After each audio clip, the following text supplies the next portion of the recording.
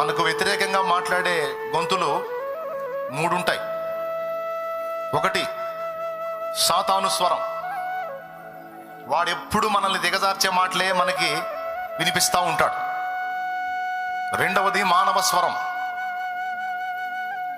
అంటే మనుషులు వాళ్ళ అనుభవాలను బట్టి వాళ్ళు ఏదో సోది చెప్తా ఉంటారు.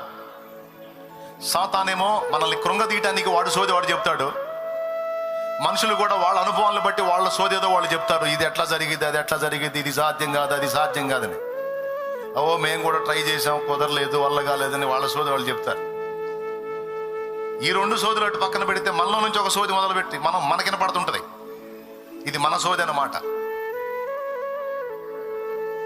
అంటే తెలుసా మీకు, మన మనసే మనకు చెప్తుంటది ఇది ఎలా జరిగిద్ది, అది ఎలా జరిగిద్ది, ఇది సాధ్యం కాదు కదా, ఇది కష్టం కదా. ఇది ఒక సోది.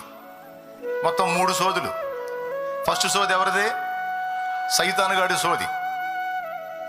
మన విశ్వాసాన్ని దిగజార్చడానికి, కృంగదీయటానికి, నిరాశపరచడానికి వాడు గళాన్ని ఎప్పుడు వాడతాడు వాడు. రెండవది మనుషులు. కొంతమంది ఉంటారు, వాళ్ళతో అరగంట గడిపామంటే చాలు నరాల వీక్నెస్ వచ్చింది మనకి. ఎంత విశ్వాసంగా ఉండి కూడా ఛార్జింగ్ మొత్తం దించేస్తారు వాళ్ళు. మంచి పనులు, శల్య సారథ్యం అంటారు.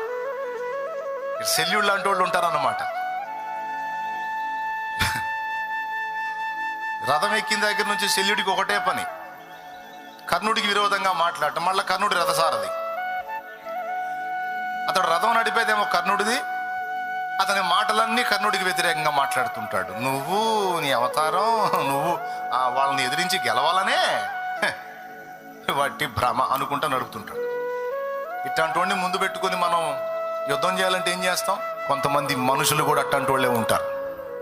అది నీ కుటుంబస్తులు కావచ్చు, నీకు సమీపస్తులు కావచ్చు, సేవకుడా నీ విశ్వాసులు కావచ్చు, పరిచారకులు కావచ్చు. ఈ నరాల వీక్నెస్ తెప్పిస్తూ ఉంటారు. ఈ పనికి మనం పూనుకుందామంటే వెనక్కి లాగుతూ ఉంటారు, ఈ చేద్దామంటే వెనక్కి లాగుతూ ఉంటారు. ఇది ఒక సెల్యూటి టైప్ అన్నమాట. మానవ స్వరం. మనం ఒకటి గుర్తుపెట్టుకోవాలి, దేవుడు మనతో మాట్లాడా లేదన్నది స్పష్టపరచుకోవాలి. ఆ మాటని మనం డిసైడ్ చేసుకున్న తర్వాత, దేవుడు ఫలానా విషయంలో నాతో స్పష్టంగా మాట్లాడాడు, అందుకు తిరుగులేదు. నాకు ఒక నిరూపణ కాదు, నేను 2-3 నిరూపణలు దేవుడిని అడిగాను. 2-3 నిరూపణలలో నాకు దేవుడు స్పష్టంగా మాట్లాడాడు కాబట్టి నేను దేవుని మాటనే పట్టుకుంటాను.